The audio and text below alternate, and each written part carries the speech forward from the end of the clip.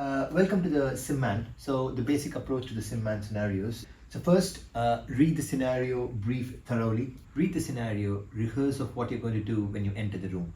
Okay, so that you will have an idea of what you're going to perform when you enter the room after reading the scenario. Look for clues in the room like insulin syringes, inhalers, and adrenaline syringes, etc. When you enter the room, first introduce yourself to the patient and say you'll be taking all universal precautions. Talk to the patient or talk to the SimMan, treat him as a real patient and ask for the main presenting complaint. If the patient is hemodynamically stable, then expand on the complaint. If the patient is unstable, then you can proceed straight to A to E assessment. Explain the patient you would like to examine and obtain consent. Start A to E approach in all the scenarios and treat and reassess in every situation. Once you've done an intervention, reassess to make sure that your intervention is working before moving on to the next step. Explain the plan of action at the end of your scenario. Now, moving on to Airway, A. So first when you enter the room, after you take universal precautions, you introduce yourself to the patient. Hello John, you alright? If the patient is talking back, it means the airway is patent. If the airway is not patent, do you hear any additional sounds? Is there any lip swelling? Is there any tongue swelling? Can you hear any gurgling sounds or snoring noises? Are you able to hear any stridor or hoarseness of voice? You connect the patient with the cardiac monitor, and if the patient is hypoxic, you ask for 15 liters of oxygen via non-rebreathing mask. Be aware of COPD patients where you have to titrate oxygen to maintain a SATs of 88 to 92%. If there are lots of secretions, then you use the suction and position the patient appropriately. That's your A. Moving on to B. Breathing wise, first you look at the patient, looking for adequate chest rise on both sides, and then feeling for adequate chest rise, making sure the trachea is in midline. Is the trachea midline? Yes, the trachea is in midline. Percussing on both sides, resonant, resonant, resonant, resonant. Compare it with either sides.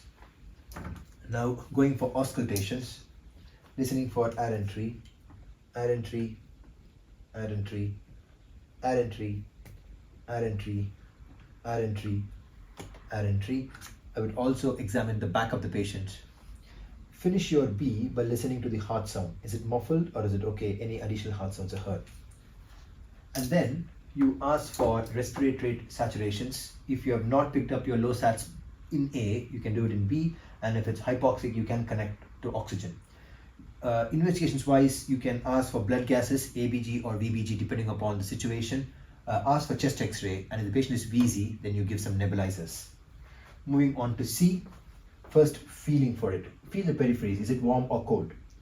If it's cold, then it means the patient might be in shock. Again, look for the pulses. You will also have the heart rate on the monitor, but feel for the pulses to assess the volume, the character, and if it's steady. Abdomen, look again, is it distended or not?